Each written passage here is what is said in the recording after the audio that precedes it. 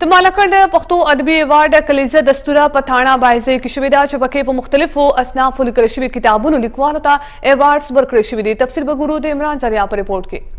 د ملکند پښتو ادبي ایوارډ کلیزه دستوره په تاڼه بایزه کې تر سره شوه چې صدارت یې نامتو قلمکار لایق زاده لایق وکړو او ستر محقق او څېړنکار پرویز شاهین د دستورې مشر میلمه و. دستورې ته د ملکند ایوارډ د کمیټې چیرمن ډاکټر شهزمان سیما په خپلو خبرو کې وویل چې د ملکند ادبي ایوارډ مقصد د لیکوالو حوصله افزایي کول او د پښتو ژبې او ادب خدمت کول دي. دستورې ته لایق زاده لایق خپل وینا کې په کتابونو د ایوارډونو ورکولو ستاینه وکړل او دا یې د پښتو ژبې لپاره ګټور ګام وګڼلو.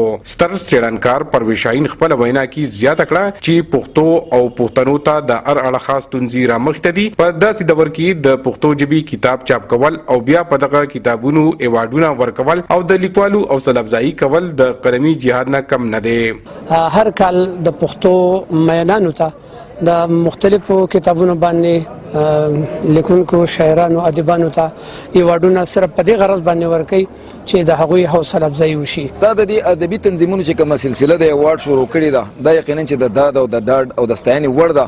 دې سره کم سے کم لیکونکی چې مصنف لیکوال شاعر ادیب نو د هغه زړه غټ شي هغه ته د یو عزت افزایي ده او د یادګار په توګه د هغه سره پاتې شي. د دستورې په مهال د لیک شوي کتابونو قلمکارو ته د پښتو ژبې په خدمت اعزازي شیلډونه او سندونه ورکړل شوه. عمران زریا خیبر نیوز تاڼه بایزه مالکند.